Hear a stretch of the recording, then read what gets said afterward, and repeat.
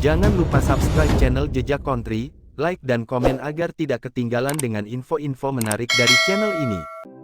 Bahaya stunting mengancam anak-anak dan bangsa kita. Hampir 9 juta atau lebih dari sepertiga balita Indonesia mengalami stunting.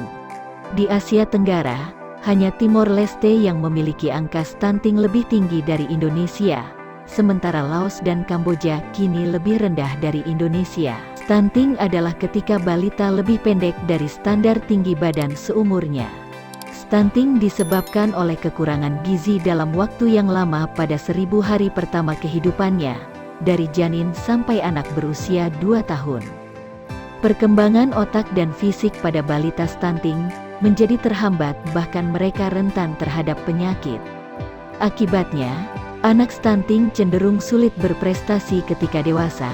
Anak stunting mudah mengalami kegemukan sehingga beresiko terkena penyakit jantung, diabetes dan penyakit tidak menular lainnya.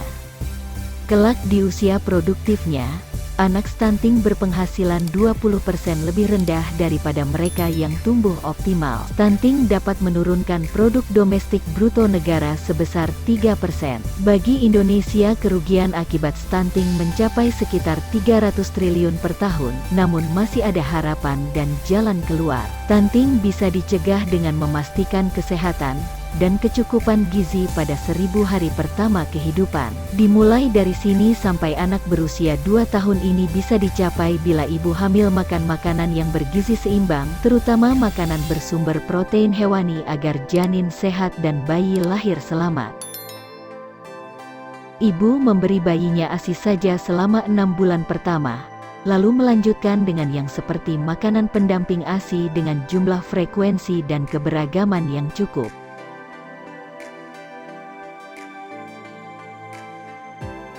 Mereka juga harus tinggal di lingkungan yang bersih, di mana setiap orang menggunakan jamban sehat.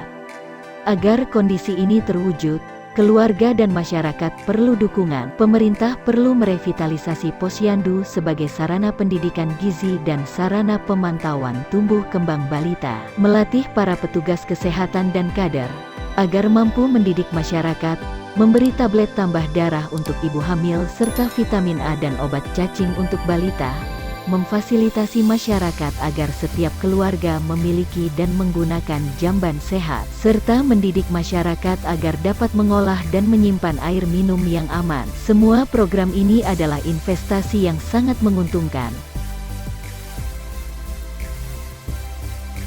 Jika angka stunting dapat diturunkan, pertumbuhan ekonomi bisa ditingkatkan. Investasi untuk mencegah stunting menjanjikan keuntungan 48 kali lipat, artinya jika bisa berinvestasi 100 juta saja keuntungannya mencapai 4,8 miliar. Jadi tunggu apa lagi? Siapapun Anda, pemerintah pusat atau daerah, anggota DPR atau DPRD, orang tua, tokoh agama dan masyarakat, petugas kesehatan, pengusaha, atau wartawan harus mulai berperan aktif dalam mencegah stunting. Ayo pastikan anak-anak kita tumbuh tinggi dan berprestasi tinggi.